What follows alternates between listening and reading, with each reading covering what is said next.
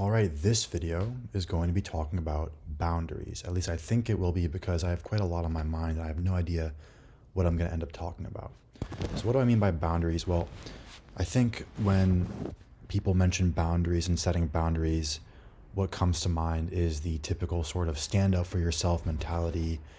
If something happens you don't like, then get in people's face and get mad. Obviously, no one's going to say that, but that's kind of the visual that comes to mind for me. It's a sort of just whenever something happens you don't like, you speak up about it and tell someone, don't do this.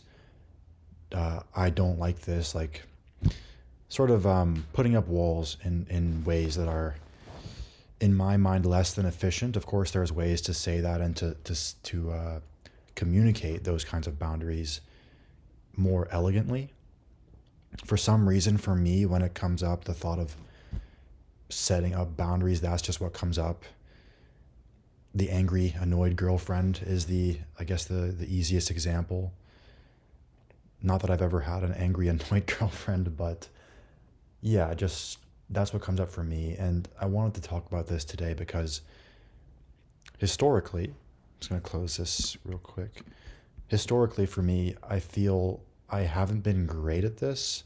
I've been good with it, except in cases where, one, there's family. Actually, I don't even know if family is the right distinction.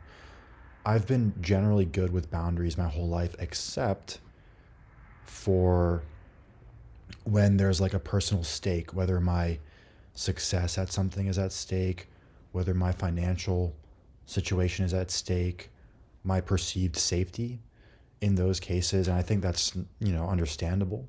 We tend to try and be protective of those sorts of situations. In those cases, I've not been great most of my life. And in other cases too, I think there's two ways. Like in those cases where my own perceived safety and comfort is at stake, I've often let people trample over me. On the other end, I don't know what would classify this, but there have been times where I've been too supportive of others. Not even supportive, the word would be accommodating, too caring, too putting others before myself. We might think that's fine and good, but that's actually not a healthy way to set boundaries. That's a boundary that assumes you are responsible for somebody else's feelings in many cases. Yes, there's hospitality, but just generally being like that all the time or a lot of the time is not healthy. And I say not healthy because there have actually been studies where people who are people pleasers, I don't want to scare anybody. It's not like it's not 100% and there's a lot of factors to it, but people who are people pleasers, sometimes, not always, but sometimes they're people pleasing to avoid a sense of discomfort of having people get upset with them, for example. When you're avoiding a feeling, that's not healthy and can actually lead to all sorts of disease. There's many kinds of diseases. I think I don't want to pull things out of my bum hole, but from cancer to ALS, I think those are diseases that are related, not necessarily caused by. There's many causes, but related to emotional suppression. Often that's via behavior like people pleasing. I am bringing this up because the past 2 months, even a bit before that, but especially the past 2 months while I've been doing this solo retreat, I feel I've gotten a much better understanding of what boundaries are. That's the main topic of this video, is not enforcing boundaries. I'm still learning that quite a bit, but largely it's a matter of what even are boundaries. I think people don't really know. I think people look at boundaries as setting up a wall and telling other people or other situations, you can't do this to me, don't do this to me. That is a boundary, but it's not the right kind of boundary that I'm talking about. In my opinion, oftentimes that kind of boundary where you get annoyed by something or someone, and then you just say, don't do this to me, that is a boundary, but it's a boundary that hides the real boundary, which is the boundary of where you end and somebody else starts, or something else starts, and where somebody else ends and you start. There is a relative objective truth to that kind of boundary. Whereas, for example, just telling people not to do something to you when you get annoyed, nothing wrong with that. We all have our limits as to what we can handle at any given point, but that is almost like an avoidance of a boundary. Oftentimes, what I've found when I've been thinking about this and putting the ideas to test recently is when we get triggered by someone, we're getting triggered because we're confusing their we're confusing the boundary. Basically, for some reason, something they're doing is bothering us because there is something in what they're doing that we think applies to us. I really hope I can explain this, because as I just said that, I'm like, how am I even going to explain this? And what does that even mean? First of all, like I said, someone screaming in your ear, of course, that's going to be irritating to you. And for almost everyone, that's going to be annoying. And what are you going to do? You're going to tell that person to stop. Clearly, we all have limits. And it's important, I think, to protect those limits. Just the danger is ignoring the truth, which is it's actually possible to feel physically irritated because there's sound vibrations in your head when someone's yelling at you. But the emotional attachment to that difficulty is not actually necessary. The emotional attachment is where the boundary comes in, where we think somebody else doing something means that we have a right or a sort of,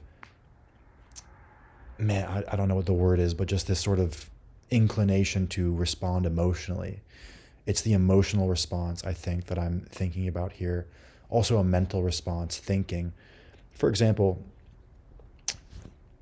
today, I work with my dad. I may have mentioned that on this channel before.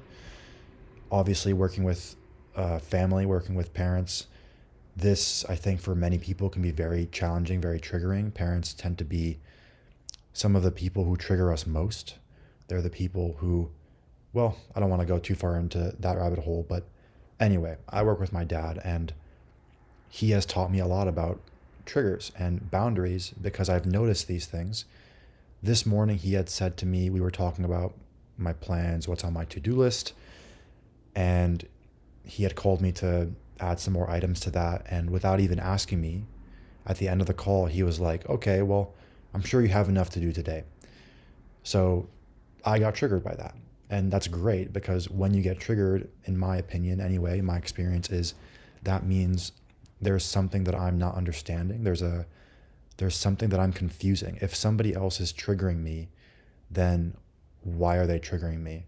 It's easy enough to say because that's annoying, but there's a reason your body is generating an annoyed feeling.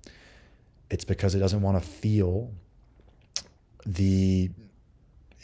something. Irritation is a way to avoid a certain feeling.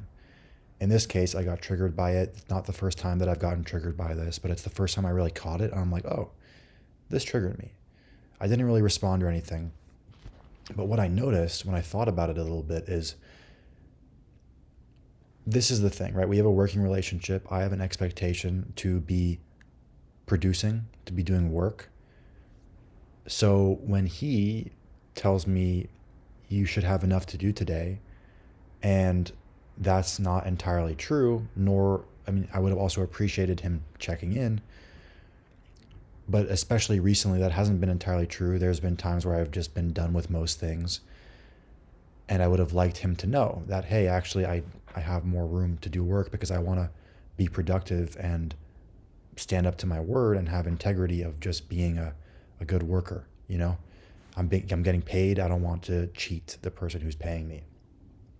So he's mentioned this before, this sort of thing where it's like, okay, I'm sure you have enough to do today. Today I didn't respond. I just kind of felt that, and I sat with that feeling. And what I noticed is, again, I'm getting around to the point now, is in this case specifically, I got triggered because of fear. Because there's this desire to do well, to produce, but I might not have enough work to do. There might be times in the day where I'm not doing anything. So there's fear. And the reason I got triggered is because our interaction didn't allow me to, I guess, make it clear that I might not have enough work to do. So of course my fear wasn't handled. It was there. And then once you feel the fear, that's when there's more insight. Because who's the one who cut off that conversation? Was it me or was it my dad? Who is responsible in this case? And, when someone says, I'm sure you have enough to do for today, that's not an open-ended statement. That's a statement that ends things. You could interject and be like, actually, no. And I've done that before, and I think that's fine. Today, I decided not to do that because I wanted to. First of all, I wasn't sure. I wasn't sure if I had that much work, and I ended up actually being busy today, so whatever. But I just got triggered and decided to stick with that and feel that out. And that's what I found. So he is the one who cut off the conversation. So who's the one responsible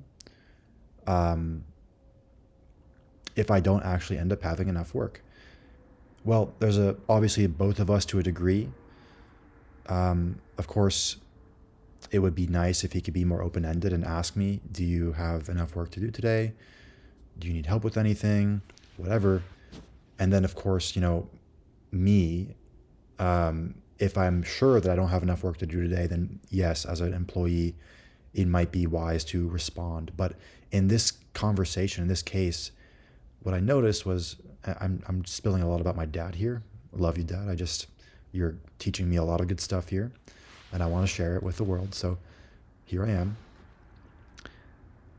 The reason he says that is another thing that's worth considering. Why is he cutting off the conversation so early? Most likely, I'm not in his body feeling what he's feeling and thinking what he's thinking, but most likely it's because he wants to get on with his day and he doesn't want to spend all of his time kind of just talking to me about my work that I'm doing.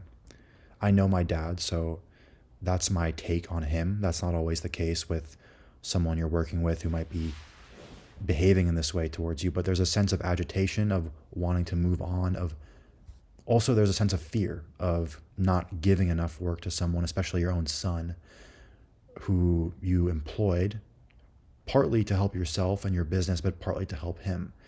So there's a sense of fear and agitation there. In other words, what I'm getting to here is he most likely cut off that conversation because he was afraid. Then we get into the real meat and potatoes here. Whose responsibility is it when somebody feels a certain feeling? Who is responsible for managing that feeling? Is it my dad, who is feeling the fear, or me? And that's where the boundary is. Whose feelings are they? They're his feelings. That's the boundary right there. It's not my place to manage his feelings.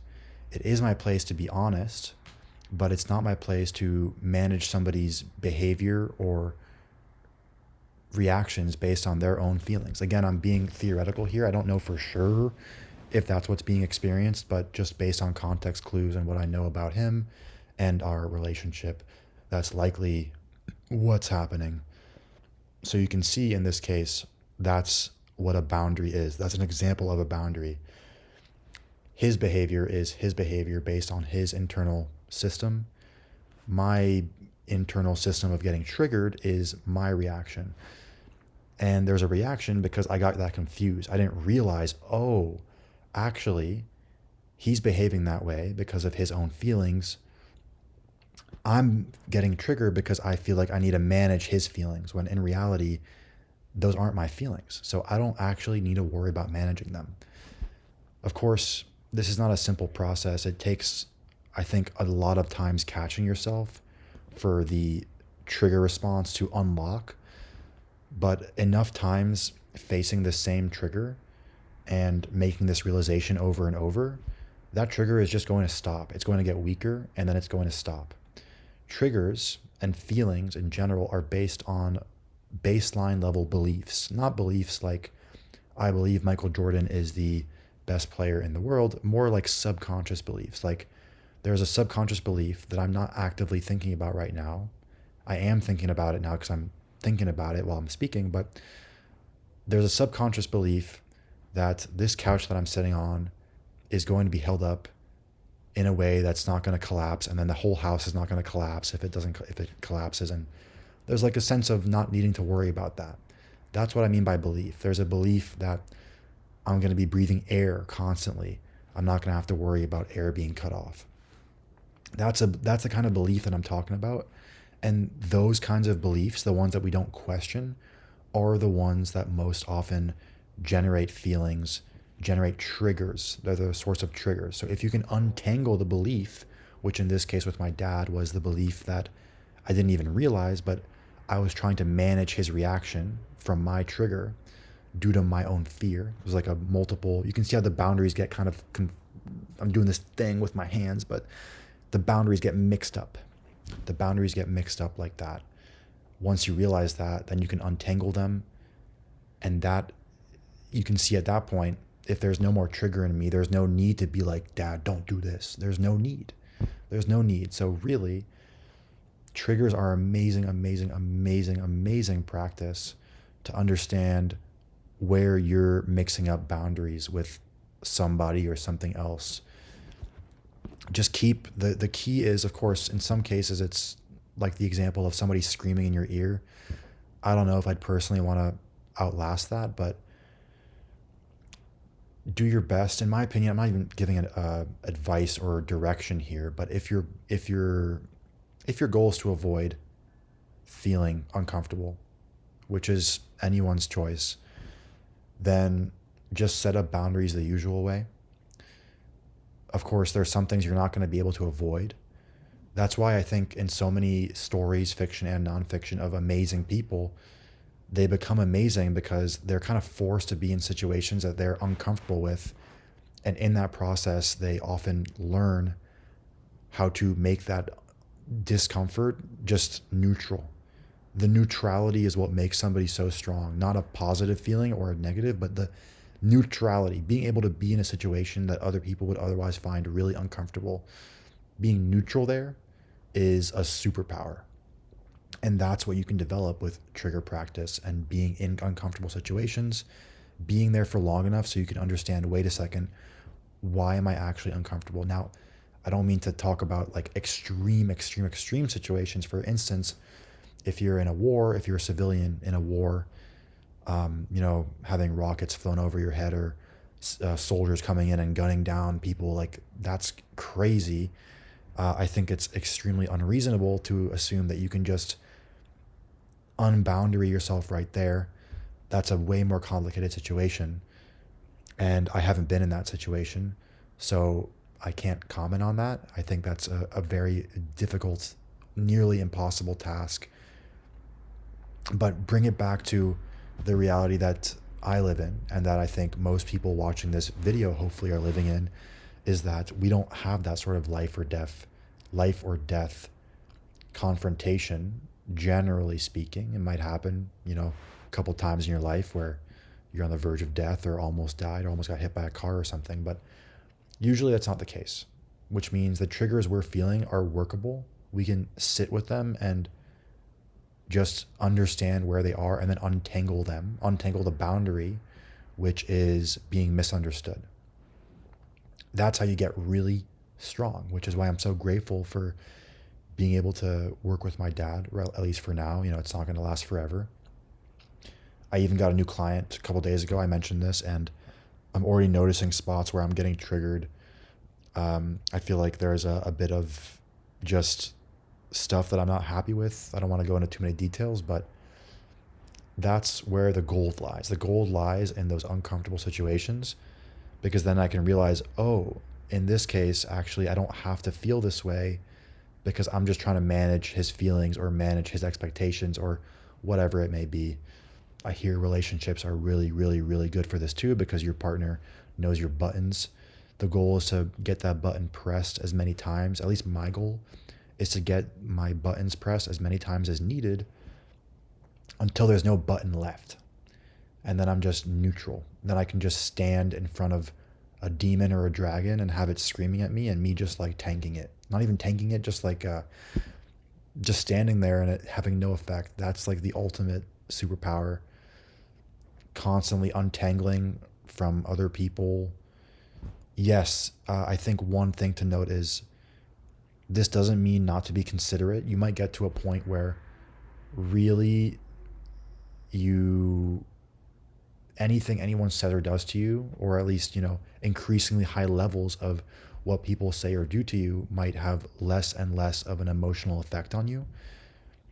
That might give the illusion of being sort of cold, and it might give you the power to be cruel.